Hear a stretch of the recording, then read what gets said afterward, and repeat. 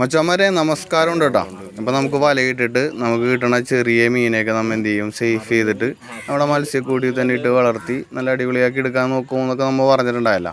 അപ്പോൾ നമുക്ക് അതേപോലെ കുറച്ച് വറ്റക്കുഞ്ഞിനെ വലയിലോട്ടൊക്കെ കിട്ടി. ഇപ്പോൾ നമ്മൾ അതിനെ സേഫ് ചെയ്തിട്ട് നമ്മുടെ കൂട്ടിലോട്ട് ചേഞ്ച് ചെയ്യണേ. അപ്പോൾ ആവിലിനെ അത് സേഫായിട്ട് എടുത്ത് എനിക്ക് ചേഞ്ച് ചെയ്യും. ഞാനത് കൊണ്ടുപോയിട്ട് നേരെ കൂട്ടിലോട്ട് ഇടും. കണ്ട നല്ല അടിപൊളി വറ്റക്കുഞ്ഞാണ് കേട്ടോ.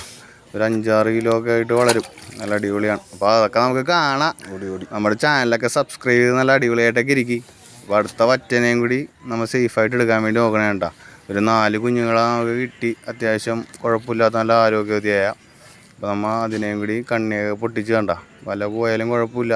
നല്ല മീനെ നല്ല അടിപൊളിയായിട്ട് നമുക്ക് എടുക്കാമെന്നുള്ള ഒരു മൂഡിൽ ആവിലും നല്ല സേഫായിട്ട് നമുക്കത് ചെയ്യണുണ്ട് കേട്ടോ.